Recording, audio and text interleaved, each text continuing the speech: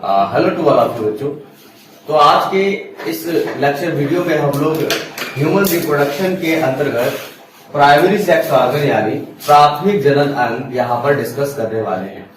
जैसा कि आप पिछले सेशन में हमने ह्यूमन रिप्रोडक्शन के बारे में नॉर्मली तरीके से सारी चीजें यहाँ पर क्लियर की थी। आज के सेशन में हम लोग प्राइमरी सेक्स ऑर्गन्स जो होते हैं उनको हम लोग डिस्कस करने वाले हैं, जिसमें कि हम लोग टेस्टिस को यहाँ पर डिस्कस करेंगे, ठीक, जो कि मेल्स के अंदर प्राइमरी सेक्स ऑर्गन्स के रूप में ये स्ट्रक्चर्स पाए जाते हैं, ठीक है। तो मैं कुलदीप सिंह केडी और आप सभी से इसी तरीके से लेक्चर वीडियो में आपको हम मिलते रहेंगे। और जो लोग नए हैं वो चैनल को सब्सक्राइब कर दें, बेल आइकन को प्रेस कर दें। इसी तरीके से आपको कंटिन्यू वे में क्लास मिलती रहेगी।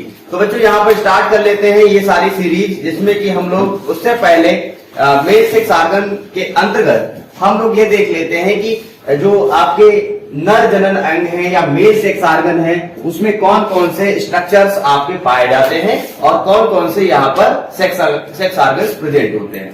तो दोनों तरीके के यहाँ पर जो सेक्स ऑर्गन्स होते हैं that mean male and female, तो यहाँ पर आज मेल वाला पार्ट हम लोग यहाँ पर डिस्कस कर रहे हैं, जिसके अंतर्गत हम लोग प्राइमरी सेक्स ऑर्गन्स को समझेंगे सबसे पहले, ठीक। उसके बाद हम लोग सेकेंडरी समझेंगे।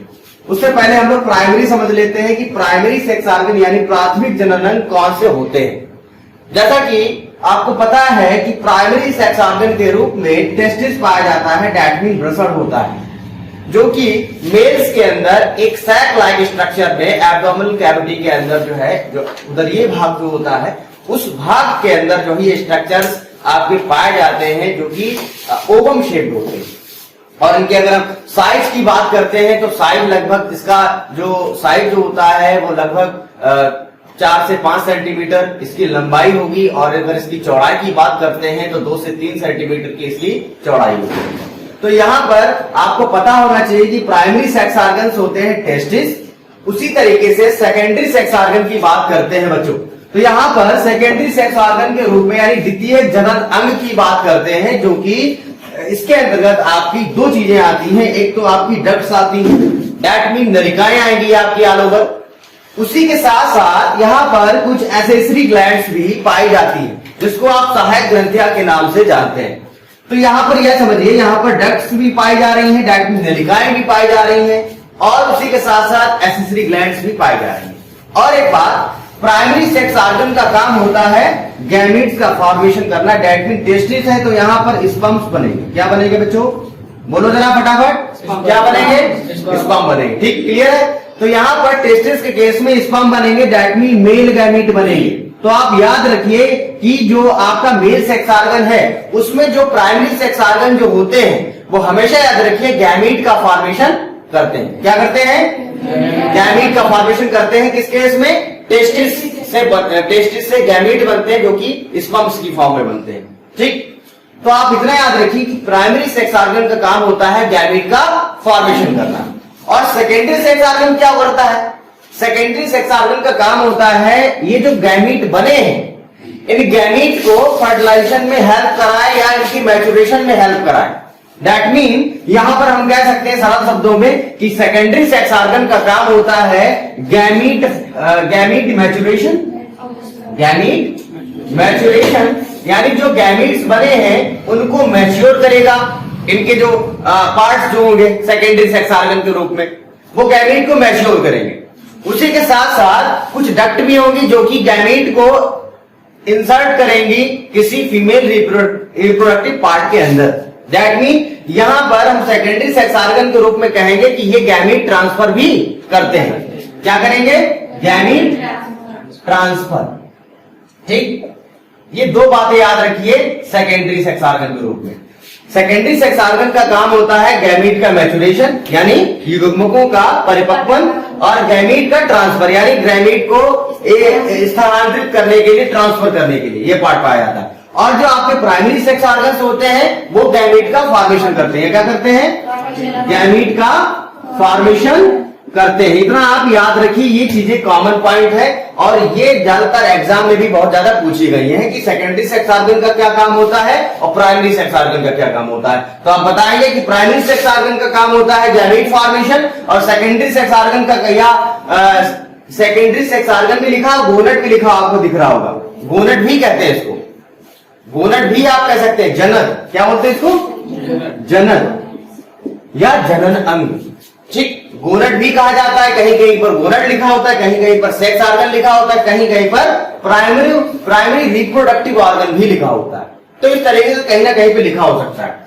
अब देखिए यहां पर बात कर रहे थे सेकेंडरी सेक्स ऑर्गन की, यानी द्वितीयक जनन अंग की बात कर रहे थे, जिसमें कि हमने कहा कि ये ऐसा पार्ट है जिसमें कि गैमेट मैच्योर होते हैं, दूसरा गैमेट ट्रांसफर होता है। अब इसके लिए क्या देखिए, यहां पर इन सभी प्रोसेस को कंप्लीट करने के लिए यहां पर दो चीजें पाई जाती है। एक तो आपका डक्ट सिस्टम पाया जाएगा, नलिकाएं पाई जाएंगी, ठीक। उसके बाद एसेसरी ग्लैंड्स यानी सहायक ग्रंथियां पाई जाएंगी।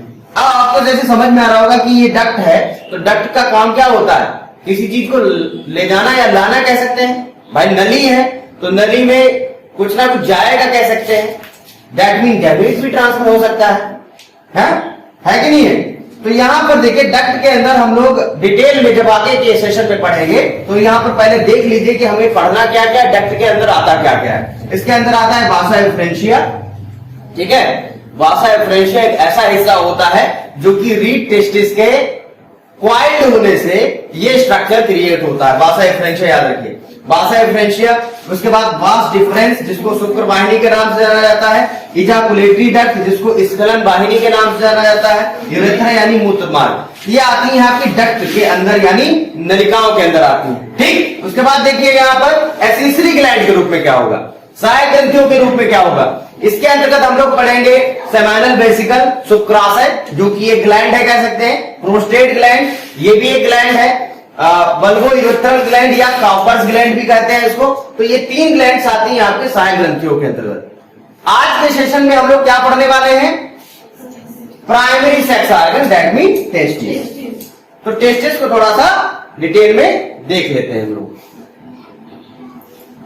देखिए जैसा कि आपको दिख रहा है डायग्राम में, उधर साइड में दिख रहा होगा कि यहां पर ये आपकी ह्यूमन बॉडी है और ह्यूमन बॉडी में तीन हिस्से होते हैं। हेड रीजन होता है, थॉरेक्स होता है जिसको आप वक्ष के नाम से जानते हैं, और तीसरा होता है इससे नीचे का जो हिस्सा पूरा है वो आपका कहलाएगा एब्डोमेन। क्या कहलाएगा, एब्डोमेन इसको कहेंगे पूरे वक्ष से नीचे, यानी जो आपका वक्ष है उसके नीचे का जो हिस्सा है उसको आप क्या कहेंगे, एब्डोमेन कहेंगे। ठीक, इतनी बात क्लियर हो गई। आगे देखते हैं, यहां पर देखिए तीन चीजें क्लियर हो गई। तो ये हो गया एब्डोमेन, यानी ये पूरा हिस्सा एब्डोमेन कहलाएगा। अब ये एब्डोमेन में यहां पर होता है पेल्विक रीजन। कहां पर, यहां पर पेल्विक रीजन होता है जस्ट स्टमक के, यानी जो आपका इंटेस्टाइन है उससे थोड़ा सा जस्ट वहीं पर किडनी के पास, ठीक। ये पेल्विक रीजन होता है, श्रोण भाग इसको हिंदी में बोलते हैं। तो पेल्विक रीजन में कुछ स्ट्रक्चर्स होते हैं, ये स्ट्रक्चर आपको दिख रहे होंगे, ये है आपके टेस्टिस। देखिए यहां पर क्या लिखा हुआ, टेस्टिस एब्डोमिनल कैविटी के बाहर एक बैग लाइक स्ट्रक्चर में पाए जाते हैं जिन्हें स्क्रोटम कहते हैं।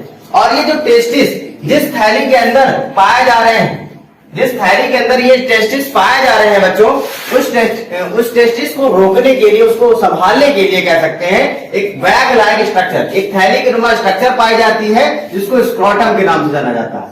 क्या नाम से जाना जाता है, स्क्रोटम। तो scrotum are bag like structure, ठीक है, जिसके अंदर टेस्टिस पाए जाते हैं। और ये बात, टेस्टिस कहां पर होता है, पेल्विक रीजन में। याद रखें किसमें पाया जाता है, पेल्विक भाग में, पेल्विक रीजन। पेल्विक रीजन जो होता है उसमें पाया जाता है आपका टेस्टिस। और एक बात, टेस्टिस की बात करते हैं तो टेस्टिस का मेन फंक्शन होता है गैमीट फॉर्मेशन। गैमीट फॉर्मेशन यानी गैमीट का फॉर्मेशन करेगा, याद रखिए। दो काम याद रखिए, ये पेल्विक रीजन में पाया जाता है, दूसरा गैमीट का फॉर्मेशन करता है, याद रखिए। और एक बात, ये एक सैक लाइक स्ट्रक्चर में पाए जाते हैं जिसको आप स्क्रोटम कहते हैं, उस सैक लाइक स्ट्रक्चर के अंदर जिसके अंदर ये पाए जा रहे हैं, ठीक है। और एक बात, स्क्रोटम क्या होता, करता क्या है, स्क्रोटम जो होता है आपने ह्यूमन बींग्स में देखा होगा, ये बाहर स्ट्रक्चर है, ये बॉडी के अंदर तो होते नहीं है, बॉडी के अंदर नहीं है, ये कहां पर होते हैं, बॉडी के बाहर। दैट मीन ये है पेल्विक भाग आपका, दैट मीन एब्डोमिनल पार्ट है, उदरीय भाग है। ये उदरीय भाग की ऊपरी वॉल पर स्थित होते हैं, यानी भित्ति पर पाए जाएंगे, यानी भित्ति पर लटकते हुए स्ट्रक्चर्स है ये, जिनको आप टेस्टिस या स्क्रोटम कह रहे हैं। स्क्रोटम भी टेस्टिस है। देखिए क्या होता है कि जब स्पर्म फॉर्मेशन होता है तो इनके लिए कितना टेम्परेचर माइंड करता है कि इतने टेम्परेचर पे ये अपने आप को स्पर्मेटोजेनेसिस की क्रिया कर पाएंगे, यानी जिसमें कि स्पर्म्स बन पाएंगे पूरी तरीके से। तो इसके लिए क्या होता है कि बॉडी का टेम्परेचर आपको पता है कि 36 से 37 डिग्री सेल्सियस होता है या सेंटीग्रेड होता है बॉडी का टेम्परेचर। ठीक, पता है आपको, सबको पता है। लेकिन जो स्क्रोटम का जो तापमान होता है वो बॉडी के टेम्परेचर से 2 से 2.5 लगभग 2 से 2.5 डिग्री सेंटीग्रेड जो है कम होता है तापमान स्क्रोटम का। यानी कहने का अर्थ है कि बॉडी के टेम्परेचर है 36 डिग्री सेल्सियस। ठीक, और जो स्क्रोटम का टेम्परेचर होगा लगभग कितना, अगर हम 2.5 लगभग इसमें से घटा दें तो कितना बचेगा, 34 मान लीजिए, 34 डिग्री मान लीजिए आप। तो कहने का अर्थ यह है कि बॉडी के टेम्परेचर से लिखा क्या है, स्क्रोटम बॉडी के तापमान से लगभग 2 से 2.5 degree centigrade, that mean 2 to 2.5 degree Celsius कम तापमान का अनुरक्षण करते हैं। अनुरक्षण का मतलब है ये सर्वाइव करते हैं इतने टेम्परेचर पर, और इतने ही टेम्परेचर पर ये स्पर्मेटोजेनेसिस की क्रिया कर पाएंगे, जिससे कि शुक्राणुओं का निर्माण हो सके। फिर कह रहा है इसलिए एवं इस तापमान पर स्पर्मेटोजेनेसिस यानी शुक्राणु जनन की क्रिया संभव है। ठीक, क्लियर है।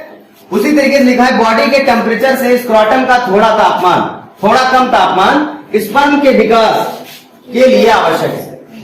यानी कहने का अर्थ यह है कि स्क्रोटम का टेम्परेचर थोड़ा होना चाहिए बॉडी के टेम्परेचर से, तभी स्पर्म्स का फॉर्मेशन पॉसिबल है, वरना पॉसिबल नहीं है।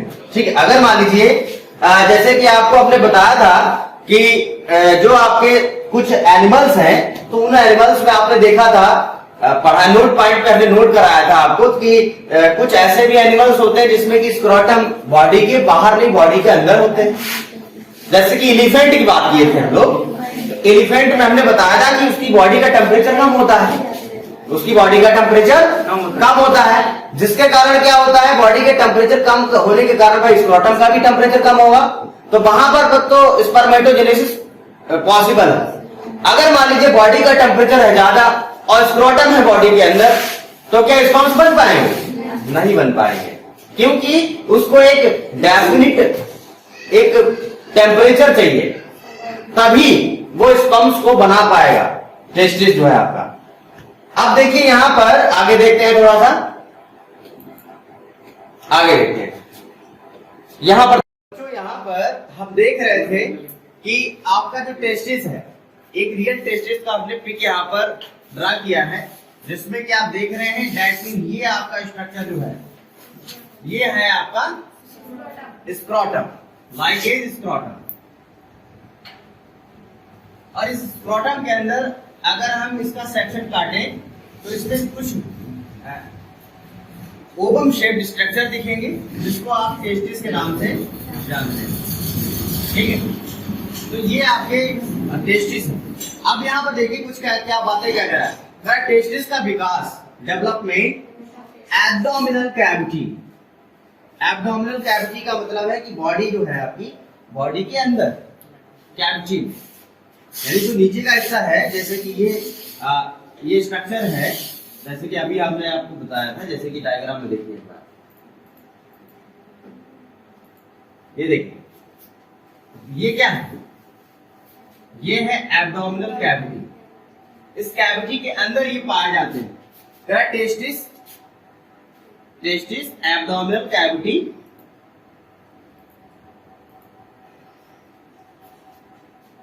टेस्टिस का डेवलपमेंट एब्डोमिनल कैविटी से शुरू होता है। ठीक, शुरू होता है, लेकिन गर्भकाल यानी जब एम्ब्रियोनिक स्टेज जब आती है उस टाइम पर कह सकते हैं फीटस की एम्ब्रियोनिक स्टेज। लेकिन गर्भकाल के 7th माह में यानी 7th मंथ में टेस्टिस एब्डोमिनल कैविटी से नीचे उतरकर स्क्रोटम में आ जाता है। कहने का अर्थ यह है कि शुरुआत में क्या होता है, जब बेबी होता है, फीटस होता है, उसका जब 7 मंथ होता है, तो उस टाइम पर, उससे पहले की अगर बात करें तो उस टाइम पर क्या होता है, ये जो स्क्रोटम होते हैं बॉडी के अंदर होते हैं, और 7th मंथ के बाद बेबी जो फीटस बड़ा होता है, धीरे धीरे बढ़ता चला जाता है, तो क्या होता है, स्क्रोटम जो होते हैं वो बाहर आना, एब्डोमिनल कैविटी से, उस गुहा से बाहर आना शुरू हो जाता है। तो कह रहा है 7th मंथ में टेस्टिस एब्डोमिनल कैविटी से नीचे उतरकर स्क्रोटम में आ जाते हैं। किसमें आ जाते हैं? स्क्रोटम में आ जाते हैं। फिर कह रहा है एब्डोमिनल कैविटी से इंग्विनल कैनाल, बक्षण नाल इसको बोला जाता है। क्या बोला जाता है? बक्षण नाल या इंग्विनल कैनाल द्वारा संपर्क में रहते हैं। ठीक है, जो कि टेस्टिस के स्क्रोटम को होल्ड करने का काम करते हैं। ठीक है, याद रखिए। अब देखिए यहाँ पर टेस्टिस फूलते भी हैं और पिचकते भी हैं, फूलते भी हैं और पिचकते भी हैं। फूलते कब है? जब इसको स्पॉन्ज का फॉर्मेशन करना होगा। और पिचकेगा कब? जब कोई एक कह सकते हैं टेम्परेचर पर डिपेंड करता है। पहली बात किसको पर डिपेंड करता है? टेम्परेचर। फिर स्क्रोटम की क्रीमास्टर या क्रीमेस्टर मसल्स या डर्टोज मसल्स, ये दो तरीके की पेशियां होती हैं, इसमें पाई जाती हैं। अगर इसका आप सेक्शन देखें तो इसमें दो तरीके की पेशियां आपको दिखेंगी। एक तो है क्रीमास्टर मसल्स, दूसरा डर्टोज मसल्स। ये दो तरीके की मसल्स होती हैं जो कि टेस्टिस के अंदर पाई जाती है, जो कि फूलने और पिचकने में हेल्प करती हैं टेस्टिस को। ठीक, और ये कह रहा है ये टेस्टिस को उचित स्थिति बनाए रखती है, लिखा हुआ है। यानी ये जो मसल्स हैं ये फूलने और पिचकने में हेल्प करेंगे। अच्छा, यही बात आगे देखिए। अब यहाँ पर देखिए, आपने कहा है कि टेस्टिस को फूलने और पिचकने यानी कॉन्ट्रैक्शन एंड रिलैक्सेशन में हेल्प करती हैं क्रीमास्टर और डर्टोज मसल्स जो होती हैं। अब यहाँ पर डायग्राम एक बार देख लीजिए, डायग्राम में आपको समझ में आ रहा होगा।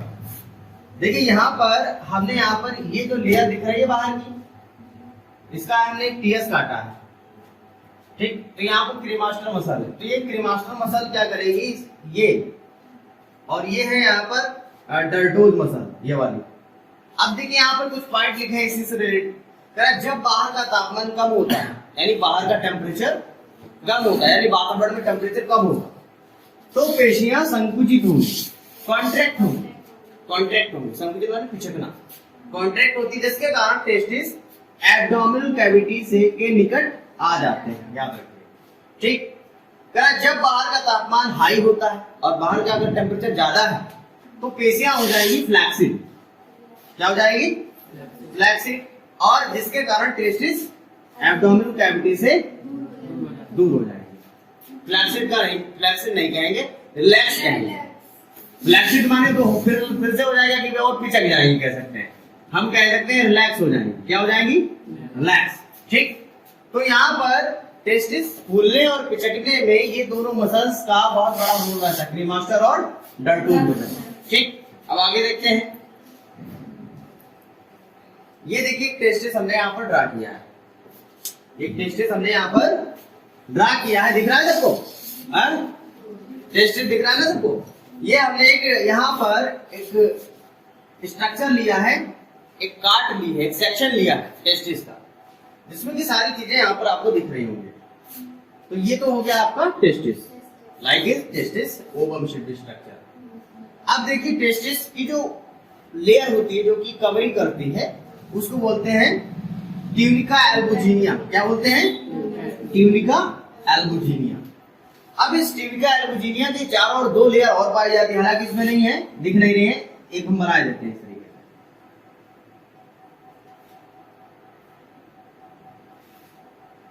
इस तरीके से दो लेयर और होती है, जिनको आप बोलते हैं ट्यूनिका एल्बुजिनिया। नहीं, दूसरा नाम बताओ। हाँ, ट्यूनिका एल्बुजिनिया हो गया। ठीक, ट्यूनिका वैजिनेलिस कहेंगे। क्या कहेंगे? ट्यूनिका वैजिनेलिस। तो ट्यूनिका वैजिनेलिस डबल लेयर्ड स्ट्रक्चर है, जो कि ट्यूनिका एल्बुजिनिया के चारों तरफ पाई जाती है। ठीक, अब देखिए यहाँ पर टेस्टिस के अंदर देखें तो यहाँ पर दो पार्ट्स होते हैं, हालांकि इसमें नहीं दिख रहा है आपको, जो कि बांटता है, अलग अलग स्ट्रक्चर्स में बांटता है। हालांकि यहाँ पर शायद रुका होगा, वो यहाँ पर छुपा हुआ होगा। ठीक है, यहाँ पर शो नहीं किया है। इसमें क्या होता है, कुछ कंपार्टमेंट्स होते हैं, कुछ कमरे लाइक स्ट्रक्चर होते हैं, रूम लाइक स्ट्रक्चर, छोटे छोटे कंपार्ट्स बने होते हैं, या लोब कह सकते हैं। क्या कह सकते हैं? लोब कह सकते हैं, जिनको आप टेस्टिकुलर लोब्स भी कह सकते हैं। क्या कह सकते हैं? लोब्स। और ये इन लोग की संख्या लगभग एक टेस्टिस के अंदर लगभग कितनी पाई जाती है? 250 के करीब एक में पाई जाएगी। ठीक, और इसके अंदर क्या होती है, कुछ ट्यूबुलर लाइक स्ट्रक्चर होती है, ट्यूब्यूल लाइक स्ट्रक्चर, जिनको आप सेमनीफेरस ट्यूब्यूल के नाम से जानते हैं। क्या जानते हैं? सेमनीफेरस ट्यूब्यूल या शुक्रजन नलिका आप इसको कह सकते हैं। और इन्हीं के अंदर शुक्राणुओं का निर्माण होता है। अब देखिए यहाँ पर देखिए प्रत्येक लोब को बांटने के लिए एक पट्टी पाई जा रही, दिख रहा है ना, यह है सेप्टम या सेप्टाई। क्या बोलेंगे? सेप्टम या सेप्टाई, यानी पट्टी कह सकते हैं, जो कि एक कंपार्टमेंट को दूसरे कंपार्टमेंट में डिवाइड कर रही है। जैसे कि ये हमारा रूम है, इस रूम में दीवार खड़ी कर रहे हैं, इस हॉल में दीवार खड़ी कर रहे हैं, तो क्या होगा? दो कंपार्ट हो जाएंगे। इसी तरीके से बांटने के लिए यहाँ पर पट्टी पाई जाती है। और एक बात, इन्हीं जो आपकी ये सेमनीफेरस ट्यूब्यूल है, इसमें कुछ ब्रश रिंग लाइक स्ट्रक्चर एक क्रिएट होती है, जिसको आप ट्यूबुली रेक्टाई के नाम से जानते हैं। किसके नाम से जानते हैं? और वो ट्यूबुली रेक्टाई जब एक क्वाइल्ड स्ट्रक्चर, एक नेट लाइक स्ट्रक्चर में कन्वर्ट हो जाती है, जाले के समान स्ट्रक्चर में कन्वर्ट हो जाती है, तभी उसको हम बोल देते हैं रीड टेस्टिस। क्या बोल देते हैं? Read testis. और रीड टेस्टिस से भी कुछ स्ट्रक्चर्स निकलते हैं, जिसको आप बासा एफरेंशिया के नाम से जानते हैं। और ये बासा एफरेंशिया ये है यहाँ पे, कौन सी है ये? बासा एफरेंशिया, बासा एफरेंशिया। ठीक, ये बासा एफरेंशिया है। और बासा एफरेंशिया आगे चलकर कोइल्ड होना शुरू हो जाती है, जिसको आप एपिडिडाइमस कह देते हैं। और एपिडिडाइमस से एक वास डिफरेंस जैसा स्ट्रक्चर, यानी डक्टस डिफरेंस भी कह सकते हैं। तो ये इस तरीके से स्ट्रक्चर यहाँ पर बनता है, याद रखिए। अब थ्योरी एक बार देख लें इसका, कि थ्योरी क्या कह रही है। करेक्ट, टेस्टिस यहाँ पर दिख नहीं रहा होगा, इसको मिटा देते हैं।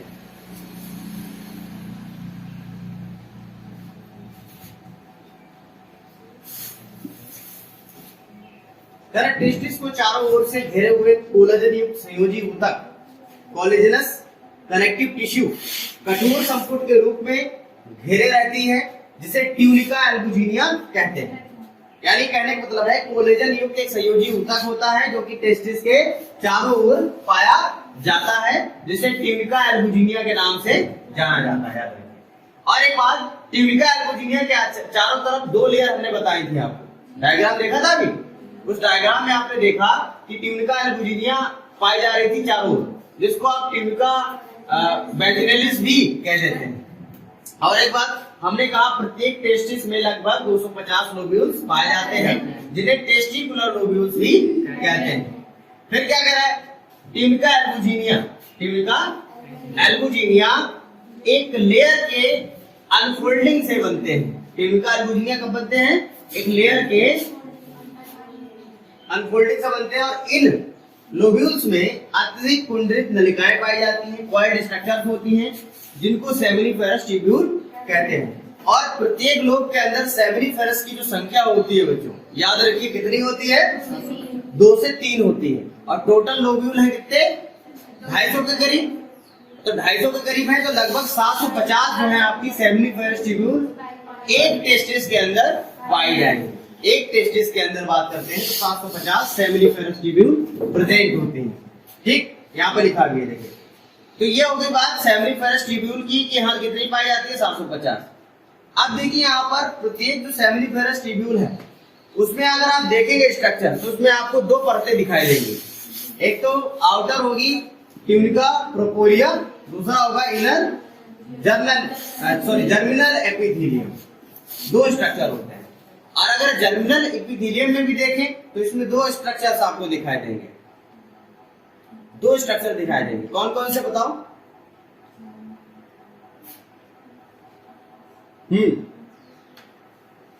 बताओ।